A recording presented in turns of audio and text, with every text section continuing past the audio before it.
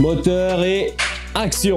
Désolé, je ne suis pas en mesure d'obtenir votre position actuelle. Je t'ai rien demandé. Quand on pense à Hollywood, on imagine les tapis rouges, les stars, les paillettes. Mais derrière ces projecteurs, il y a des histoires complètement folles. Entre un panneau qui à la base n'était qu'une vieille pub, une malédiction qui hante une des plus grandes sagas de films d'horreur et un braquage d'Oscar digne d'un scénario de film, aujourd'hui je vais te raconter 3 histoires folles d'Hollywood qu'on n'a jamais vues dans les films, mais qui sont 100% vraies. J'ai craché partout.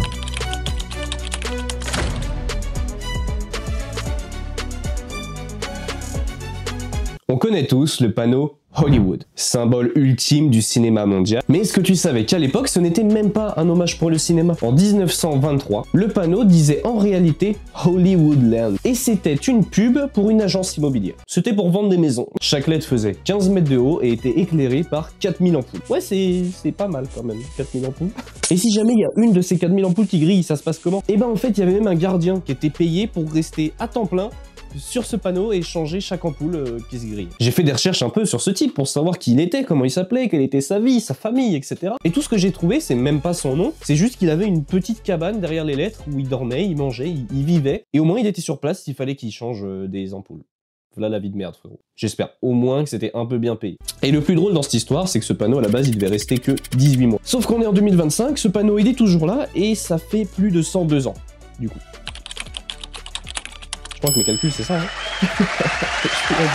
Bon, comme je vous ai dit, à la base, c'était Hollywoodland, et maintenant, c'est devenu Hollywood. Mais comment ça se fait qu'on ait eu un changement sur ce panneau? Eh ben, à la fin des années 30, ce panneau, il commence un peu à tomber en ruine. Ça fait déjà que 7 ans qu'il est là, et pourtant, il commence déjà à beaucoup se dégrader. Il y a des lettres qui se cassent, des lettres qui s'effondrent carrément, qui s'écroulent par terre. Sauf qu'en 1949, la ville, et plus précisément une personne en particulier, décide de rénover le panneau Hollywoodland. Sauf qu'en le restaurant, ils vont décider de supprimer une partie du mot Land. Et c'est à ce moment-là que ce panneau deviendra le symbole que l'on connaît aujourd'hui pour le cinéma mondial. En 1978, c'est Hugh Hefner. Je suis désolé, je vais avoir beaucoup de mal à prononcer les noms dans cette histoire parce qu'il y en a certains, ils ont des noms un peu compliqués. Donc je suis désolé si j'écorche un peu, j'ai pas un accent de fou en anglais.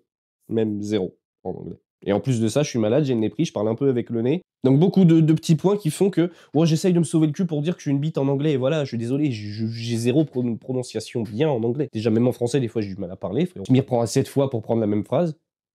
Non, je m'y reprends à 7 fois pour dire la même... Non, je recommence. Je m'y reprends. Ouais, bon, vous avez compris ce que je voulais dire, quoi. Bref, Hugh Hefner, c'est le fondateur de Playboy. Et en 1978, il va organiser une levée de fonds pour sauver le panneau Hollywood. Et fun fact, chaque lettre de ce panneau Hollywood a été achetée par une star. Bon, le H, bien évidemment, par Hugh. Alice Cooper achètera le O en hommage à Groucho Marx. 0 en prononciation. 0. Les L seront rachetés par les Warner Bros.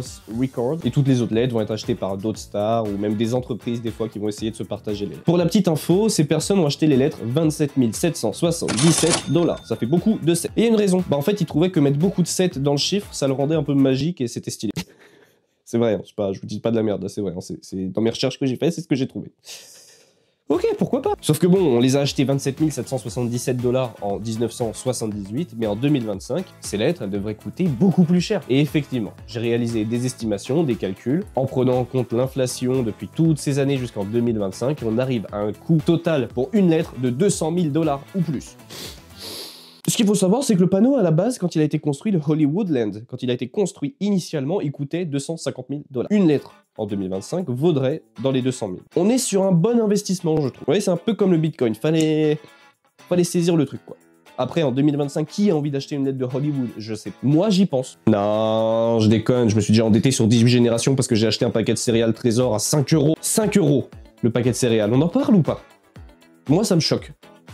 Un paquet de céréales. 5 balles. Non. Bon bref, sur ce panneau, c'est pas tout. Il y a une histoire bien plus sombre derrière que juste la beauté et la grandeur, la splendeur du panneau Hollywood. En 1932, l'actrice Peg Entwistle se suicide en sautant depuis le haut de la lettre H. Et depuis ce jour-là, certains disent qu'elle hante encore la colline. Un peu plus récemment, en 2017, des petits malins se sont amusés à transformer le panneau Hollywood en Hollyweed pour fêter la légalisation du cannabis. En vrai, c'est drôle. C'est super drôle. Bon. Aujourd'hui, à l'heure actuelle, ce panneau, il est protégé par des caméras, des drones et même des détecteurs de mouvement. Des drones et des détecteurs de mouvement. Vous entendez ce que je viens de vous dire ou pas là? Le panneau, il est inaccessible sans vous faire repérer. C'est mort. Bref, si à la base n'était qu'une pub immobilière pour acheter des maisons, et ben en fait c'est devenu l'un des plus grands symboles, l'un des plus puissants du cinéma mondial.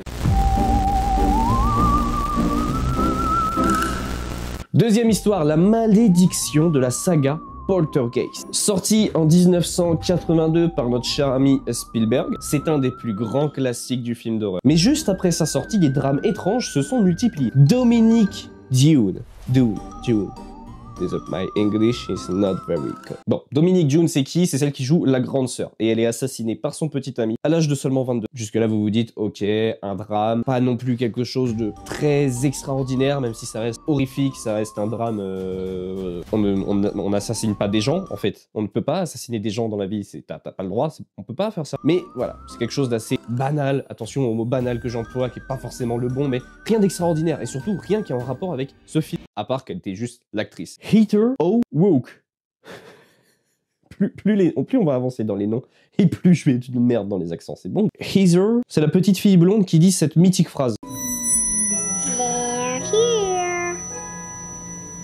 Elle meurt d'une infection à l'âge de seulement 12 ans, juste avant la sortie de Poltergeist 3. Coïncidence ou non? Au suivant, Julian Beck, le vieux révérend terrifiant dans Poltergeist 2. Il meurt d'un cancer juste après le tournage. Bon, ça commence à faire 3 personnes dans l'équipe des acteurs qui quittent le studio. Ça commence à faire beaucoup là. Mais on va pas s'arrêter là. Will Sampson, l'acteur amérindien dans Poltergeist 2, il décède des suites d'une opération. Bon, ça fait quand même 4 acteurs qui sont décédés pendant le tournage ou lors de la sortie des films, donc c'est quand même assez gros, ça fait quand même beaucoup de monde, et c'est assez étrange. Et on aurait peut-être une raison, une explication à ces 4 drames. Une rumeur court, la production aurait utilisé des vrais squelettes humains lors de tournage de certaines scènes, car apparemment utiliser des faux squelettes en plastique ou d'autres matières coûtait trop cher. Dans quel monde vit-on? À quel moment tu t'es dit, tiens, alors celui-là, Thierry là, vous le déterrez, Jean-Marc, on le récupère, l'autre là, qui a pas de nom, on le récupère aussi et on les met dans le... Non, tu peux pas déterrer des gens, en fait. C'est que dans GTA V que tu peux faire ça. On peut pas assassiner des gens, on ne peut pas déterrer des gens, on peut pas faire ces choses-là normalement dans la vie, vraie vie. Et moi que ça choque, imaginez juste l'état psychologique des acteurs quand on leur dit, tiens, scène avec le squelette, toi tu crois que c'est un jouet, tout ça, ton pote c'est le squelette, et en fait on dit non, en fait c'était un vrai type. Non, juste non. Bref, résultat de cette histoire, pour beaucoup, cette malédiction, elle viendrait de ça. Et quelques fun facts, Steven Spielberg refusait catégoriquement de tourner la nuit, car il trouvait que l'ambiance était trop lourde. Étrange quand on utilise des vrais squelettes pour un tournage de film. Malgré tous ces drames, la trilogie a été un vrai succès et a remporté un peu plus de 250 millions de dollars. Alors simple coïncidence ou vraie malédiction, à toi de juger. En mars 2000, quelques jours avant la cérémonie des Oscars, qui est quand même un événement assez mondial et qui a beaucoup d'ampleur dans le monde du cinéma et dans le monde en général, un camion transportait 55 statuettes et il disparaît au cœur de Los Angeles. Imagine juste toutes les récompenses les plus prestigieuses du cinéma. Elles disparaissent vraiment la veille de la cérémonie. Ça pue la merde cette histoire. Je sens qu'il y en a 2-3 qui vont se faire licencier. Mais quelques jours plus tard, énorme coup de théâtre, 52 statuettes sont retrouvées dans des bennes à ordures derrière un supermarché. Et tout ça grâce à un employé qui fumait sa clope. Journée classique chez Super U. Mais alors attention, je vous ai dit qu'il y en avait 55 qui avaient disparu, on en a retrouvé 52 derrière un supermarché, mais alors il en manque encore 3. Bah en fait, ils ont jamais réellement été retrouvés. À l'heure actuelle, ils sont encore en train de se balader potentiellement quelque part dans le monde. Officiellement, un chauffeur de camion et son acolyte ont été arrêtés, mais on n'a pas su retrouver les 3 stars. Pour l'info, un Oscar, ça pèse à peu près 3,8 kg et ça coûte environ 400 $ à fabriquer. Un Oscar, il est recouvert de 24 carats d'or, sauf que depuis 1950, il est impossible de revendre un Oscar légalement sans d'abord le proposer à l'Académie pour $1 symbolique. $1. Donc, bah, au moins comme ça, on est sûr que légalement, on ne peut pas vendre d'Oscar sur le bon coin. Thierry, enlève ton annonce, on sait que tu l'as acheté chez Action. Mais bon, certains Oscars qui ont été volés refont surface des décennies plus tard sur des marchés noirs, des ventes aux enchères illégales. Bref, à beaucoup d'endroits qui permettent de vendre des choses pas légalement. Et au point de vue du prix, bah, il y a beaucoup de fourchettes. Ça peut aller de 20 000 à 80 000 $ ou même dépasser les 6 chiffres pour certains Oscars. Bref, ce film, il n'est pas digne d'un des plus grands casses hollywoodiens, d'un des plus grands films de braquage.